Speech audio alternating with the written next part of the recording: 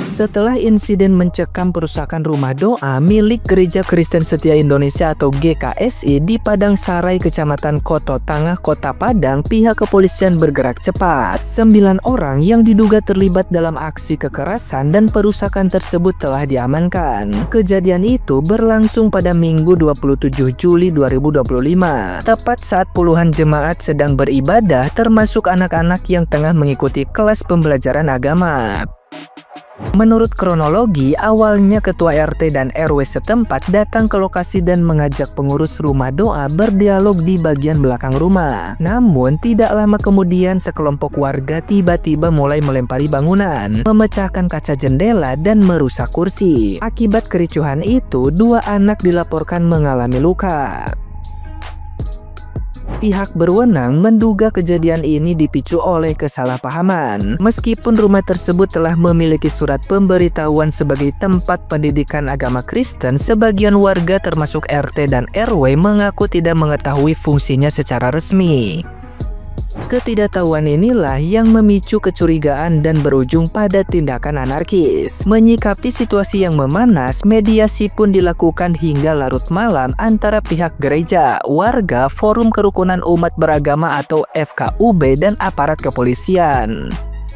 Hasilnya, semua pihak sepakat untuk menjaga kerukunan dan menolak aksi kekerasan atas nama apapun. Polisi menegaskan bahwa proses penyidikan akan terus berjalan guna mengusut motif dan keterlibatan para pelaku. Masyarakat pun diimbau tetap tenang dan tidak melakukan tindakan yang dapat memperkeruh suasana. Nah, gimana nih menurut netizen yang terhormat? Silahkan berkomentar ya. 9 orang telah diamankan Polda Sumba, diduga tersangka dalam melakukan tindakan-tindakan intoleran yang terjadi di Kecamatan Koto Tengah, Sumatera Barat. Setelah Cidahu, muncullah Sumatera Barat. Ingat, para pelaku-pelaku intoleran adalah orang-orang yang tidak beragama. Dan yang pasti hal-hal ini sudah sering terjadi. Banyak orang beropini kalau ini hanya miskomunikasi. Yang jadi pertanyaan, pantaskah tindakan-tindakan seperti ini hanya sekedar miskomunikasi? Apakah ini tindakan dari orang-orang yang beragama atau orang-orang yang bertuah? Jalur musyawarah itu selalu ada. Duduk bersama untuk mencari solusi, bukan dengan cara-cara yang menggunakan emosi. Lagian, informasinya itu bukan rumah ibadah, itu hanya rumah doa yang digunakan untuk membina agama bagi anak-anak. Semoga ada solusi kedua belah pihak, semua menahan diri. Salam, akal waras. 9 orang yang ditetapkan oleh Kepolisian Sumatera Barat terhadap pembubaran ibadah dan pengerusakan rumah yang dilakukan oleh orang-orang biadab, orang-orang yang anarkis, orang-orang yang tidak memiliki hati nurani. Dimohon ya kepada pihak-pihak terkait agar tidak ada kata-kata yang mengatakan ini salah paham. Ini bukan salah paham, itu benar-benar anarkis yang dilakukan oleh orang-orang yang intoleransi. Melakukan pengerusakan rumah, melakukan pembubaran ibadah, bahkan melukai kedua anak kecil yang masih anak-anak.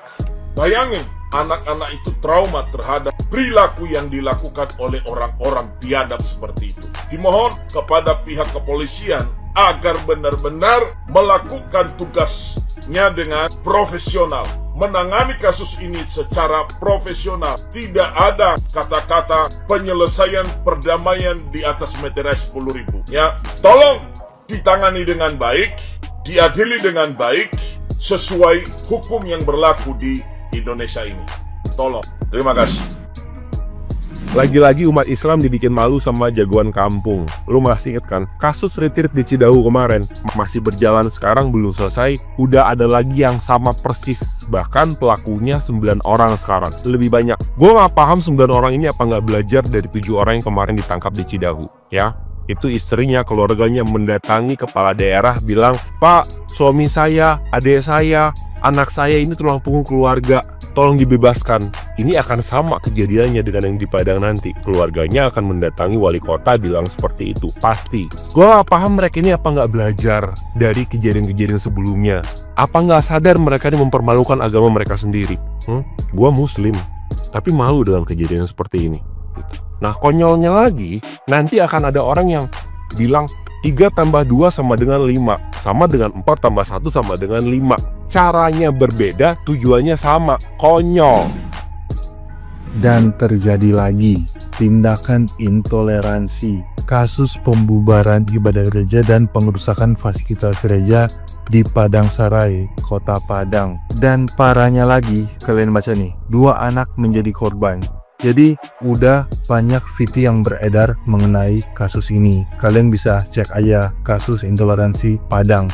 Bakal banyak banget video-video dari warga-warga di sana yang udah diupload ke TikTok. Gila nggak sih? Dan yang itu hari Minggu loh, waktu dimana orang-orang beribadah. Dan juga di luar perizinan soal gedung ini, kita belum tahu ya kejelasannya. Tapi gua rasa itu bukan jadi masalah, karena kan bisa tungguin orang-orang selesai ibadah dulu baru diskusiin dengan baik-baik, bicarakan dengan baik-baik. Gak perlu ada tindakan anarkis seperti ini. Malu-maluin sumpah, heran sih. Apalagi mereka tuh melakukan ini di depan anak-anak loh, banyak anak-anak, gak punya hati sih. Jadi ya gitu, oknum-oknum intoleransi ini ada yang ngerusakin pagar, kursi, jendela, dan fasilitas di gereja itu. Terus di sini ada banyak warga yang panik, terutama anak-anak, banyak yang nangis dan ketakutan. Ini parah sih, parah banget. Dan kasus ini tuh harus cepet dikawalnya. Polisi dan pemerintah daerah setempat harus gercep sih. Soalnya takut itu jadi blunder kayak kasus kemarin di Cidahu. Kembali lagi terjadi pengerusakan dan pembubaran ibadah yang mana ini terjadi di Padang Sarai ya, yang ada di Kota Padang ya. Jadi saya tidak ingin terlalu membahas tentang detail dari kejadian, dan kejadian sudah terjadi ya.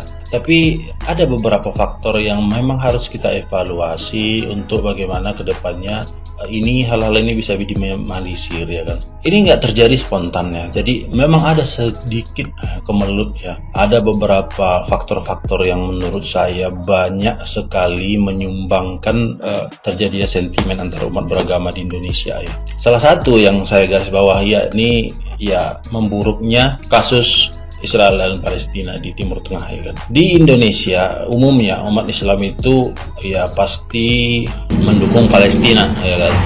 Nah, di lain sisi umat Kristen itu banyak sekali yang terang-terangan menunjukkan keberpihakannya kepada Israel dan cemoohannya kepada penderitaan orang-orang yang ada di Palestina.